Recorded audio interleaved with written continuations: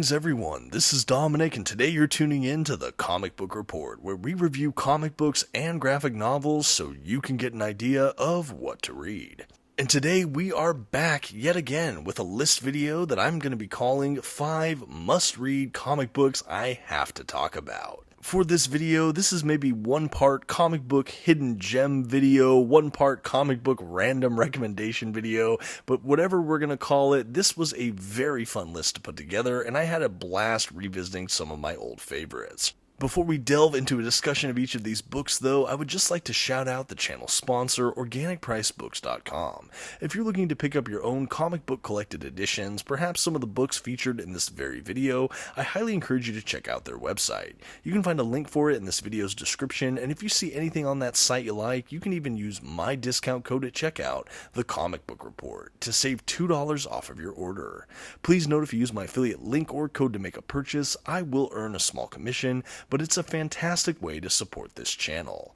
Thank you so much for considering. Now let's go ahead and get started with those must-read comic recommendations.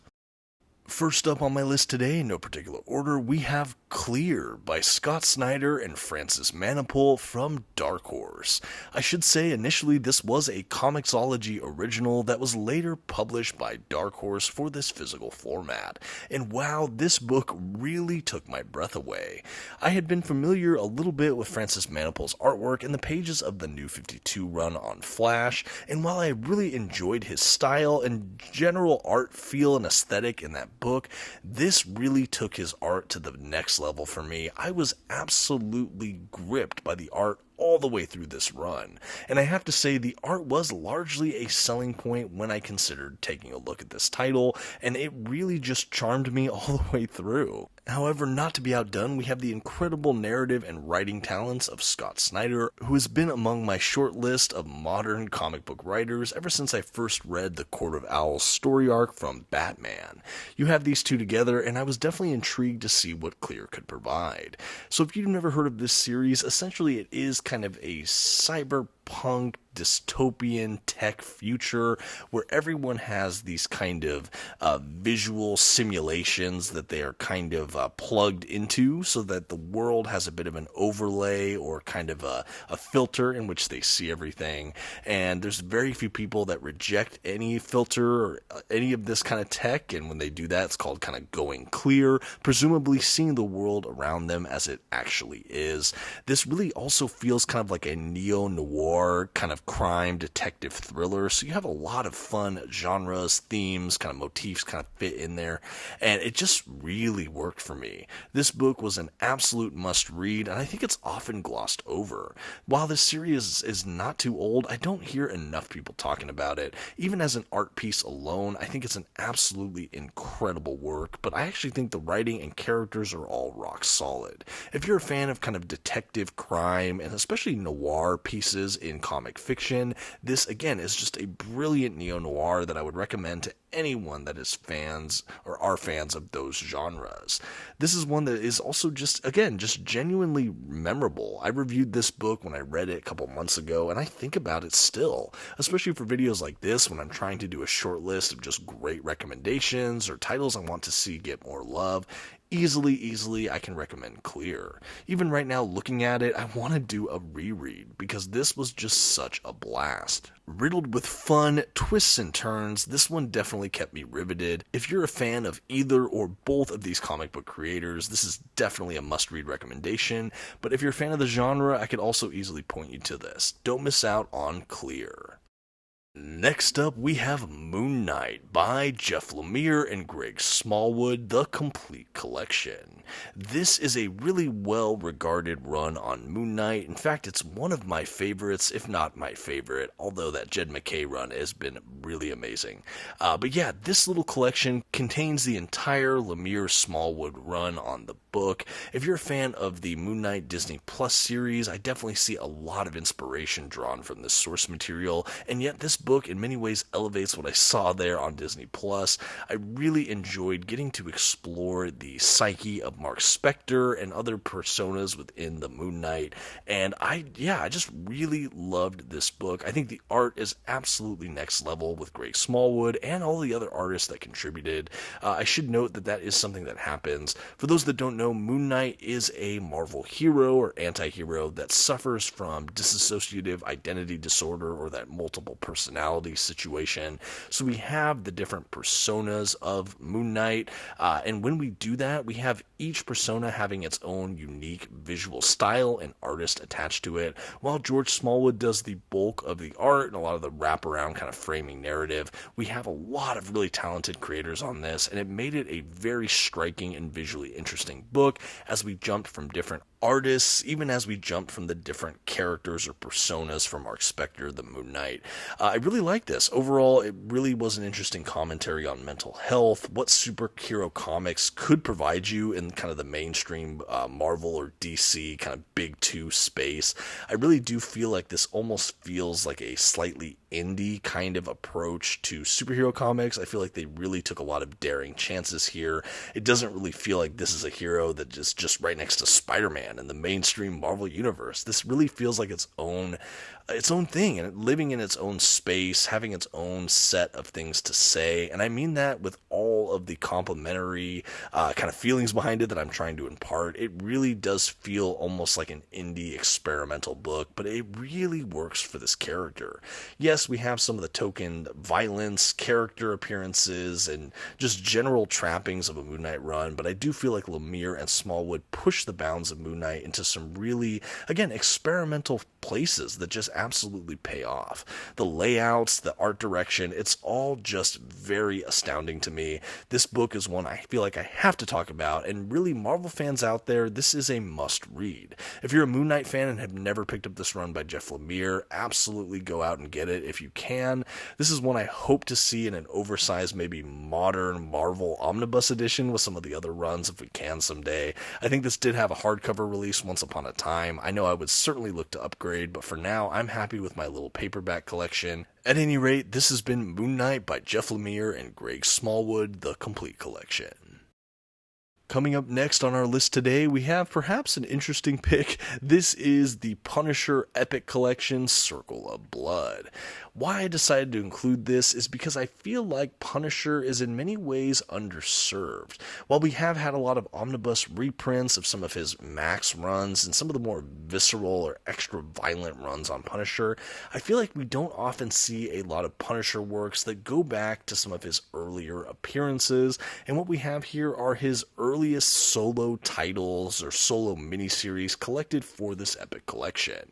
I really loved looking into the past of Frank Castle, Marvel's Punisher, beyond just his little appearances or cameos in other works, actually seeing Punisher proper solo self-titled series without just some of that next level explicit violence or raciness. I love seeing some of just these early outings for Punisher. I would love to see more of this collected, and I really just want to raise awareness for it because I think Frank Castle is more than the excessive violence we often pigeonhole him into. While I do think that does function and work in many ways, there's people like me that maybe prefer their Punisher still true to his character, but maybe toned back from some of that next level explicit violence. I might not be speaking to everyone here, but at any rate, that is really what I found in this epic collection. We not only have a mini-series or two, we have some of the Punisher issues, and I think excerpts from the War Journal series, if I'm not mistaken. I don't know if it's been a while since I've gone through this, but even flipping through, I just recall really enjoying my time with this book. I did review it on the channel if you're interested in more details, but this was fun. I've always enjoyed the Punisher, but I've always been a bit trepidatious to venture into his more mature content, not because I think it won't be good or something like that, but just because I don't know if I can always stomach what they're going to do in those pages. But I liked seeing this. I like still seeing a gritty Punisher Punisher that wasn't over the top, and I think that this is a period that, again, I think is overall underserved in collected edition for Marvel's Punisher. I think if you're a general Marvel Comics fan and you don't mind going beyond just modern comics, I would consider this a must-read or staple run for Punisher. Like I said, it's his earliest solo stuff as far as I can tell, and I just really had a joy here. This really gave me a good foundation for this character, and since reading that, whenever I encounter the Punisher, I do often think about his just little misadventures in the pages of this book. Being a Marvel Epic collection, I did get a healthy amount of issues. Most of these epics have maybe 20 issues, give or take, in a standard sized paperback. They have appearances or issues, usually chronologically too, by character, which is what we have here. And overall, I just really like the way this collection was curated. Some stories landed more than others for me, but it's one that's really stuck with me, and one I wanted to use this opportunity to speak to because, yeah, sometimes I just want to talk more about the Punisher, so here we are. Next up is an Image Comics title I've been thinking about basically since I read it off and on here. This is 8 Billion Genies by Charles Soule and Ryan Browne. Now, this is a book I've talked about on the channel a number of times. This is essentially a series that, as it was coming out in individual issues, I just heard an overwhelming amount of positive buzz to the point where it not only squarely put it on my radar to watch out for when it hit collected editions, it ultimately became a I have to pick up this to see what everyone's been talking about. Essentially, it has an amazing premise. It is, what if every single person on planet Earth was given a genie that could grant them one wish, all at the same moment in time? Essentially, this little series, I think it's about 8 issues, is a thought experiment given life, and wow, this was an absolute treat. Starting off with moments of just unbridled chaos and ending with some really poignant just character moments, this book really did have it all. I never felt like it overstayed its welcome. I could have easily read another 10 to 20 issues of this, and at the same time, I felt like it was so well paced, and it ended so lovely.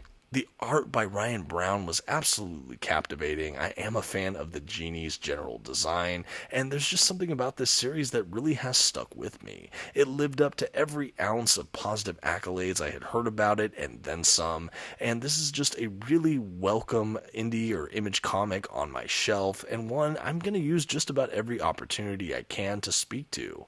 I do think that this is a must-read. I would really encourage those that maybe like Marvel or DC Comics and rarely find themselves in indie places, even Image Comics. I think that this is a good recommendation to maybe expand your boundaries a little bit and give it a shot. The characters are all generally likable, and I found myself just really taken away in this kind of fantastical thought space reading this work. Being an oversized hardcover edition from Image 2, it really just is a beautiful format to read this story. If you've been a longtime fan of the channel, I have really been an outspoken fan of Charles Soule's work in the past, loved his run on Swamp Thing and more, but this is really one of his better works that I've read, and that's saying something coming from a fan of his work. I really do enjoy this book a lot. If they made some kind of sequel, I would definitely consider reading it, but right now, just as a standalone kind of one-and-done collection, I just think it's absolutely brilliant. When I think of must-read comics, and certainly when I think of must-read Image Comics, this is easily on my short list. It might be a pretty contemporary pick, but it's one I can stand behind and say, wow, it is worth the journey. If you've yet to check it out, I highly recommend 8 Billion Genies. And hey, if you're enjoying this video and you've yet to subscribe to the channel, I would just like to invite you to do so. I'm always doing comic book based list videos like this, reviews, unboxings, interviews, shorts, and more. Thank you for considering. Now let's keep this list right on going. And last but certainly not least on our list today, we have Batman Beyond Neo Year by Colin Kelly and Jackson Lanzing. This work, of course, comes from DC Comics, and wow, was this book a treat. Growing up, when Batman Beyond was on the air, I was always struck by kind of the edgy punk Batman that is Terry McGinnis's Batman Beyond. But I had never really delved into his comic book space. I know many creators had tackled Batman Beyond in the comic book medium, and yet this was really my entryway into that space, and wow, I was really just blown away.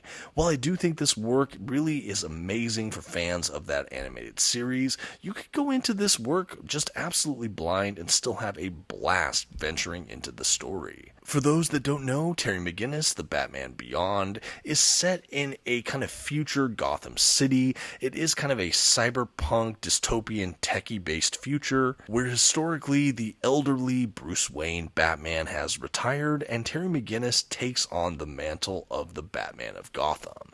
This takes place sometime after the events of the animated series, and it really starts with a bang. I won't spoil it all here, but wow, was this one heck of a ride. The story arc in this book feels relatively self-contained, with a brilliant beginning, middle, and conclusion, but there was also a sequel I believe was called Neo-Gothic, if I'm not mistaken. I have still yet to pick that up, though it is on my short list. If you've read that follow-up to this work, let me know what you think in the comments. I really do want to try to get a copy. But yes, this is a book I would consider a must-read for Batman fans out there. While I know we don't have the proper Bruce Wayne behind the cowl, I do think Terry McGinnis is a great mantle bearer for Batman, and I really think that this is a startling and amazing introduction to the character. Whether or not you've enjoyed him before this point, I think you can come in fresh and just really pick up this character. The art throughout this is amazing as well. The coloring is all vibrant, jumping right off the page. There is a kind of visual cohesion or fidelity to what I remembered from the animated series, and yet it does take its own striking chances here and there. I really felt like this really rode the ground between honoring longtime fans of Batman Beyond and really catering as well as an on-ramp to new people experiencing the character. We have a kind of cool thriller tech mystery really in the core of the narrative for this story. I enjoyed the twists and turns. I enjoyed the character development we got to see for Terry McGinnis, and overall I was just wowed by this project. I am a fan of Kelly and Lanzing. In fact, I had an opportunity to meet those creators at a local comic shop. They actually even signed this very volume if you caught it at the front of the segment. But yeah, this is one of my favorite works from them. I've had the pleasure of reading. It's one I think about often, and honestly I still gotta pick up that follow-up. A modern but exciting must-read DC Comics pick. Don't miss out on Batman Beyond Neo Year. And with that, we're already bringing to a close 5 must-read comic books I have to talk about. And I really did. I really wanted to just speak more to these books that I've really enjoyed over the last couple of years. Many of these, while they might not be dated or classic comic book works, I decided to veer the list more contemporary. There was at least one older title in this list, but I tried to pick more contemporary comic book picks here. I had a blast putting this together. These were must-read for me. I think if I had heard about them earlier, I probably would have picked up these collections earlier. They're ones I all think about kind of fondly, honestly, even after reading this some time ago in some cases. Ones I can definitely recommend, and ones I believe I have reviewed on this channel in more extensive detail. But of course, with a list like this, there are always more must-read comics that could easily be aboard this list. Let me know in the comments section if you would like to see follow-up videos similar to this with even more picks or recommendations of this kind. Also, let me know what would be on your must-read comic book list, particularly those books that might be more modern and books that you just want an opportunity to talk about more or discuss more, maybe with people in the forum of comments down below. Thank you so much for playing along. Thank you for watching, and until next time, this has been the Comic Book Report. Please don't forget to leave your like, those comments we talked about, and maybe share this video with a friend. Thanks everyone, and have a good one.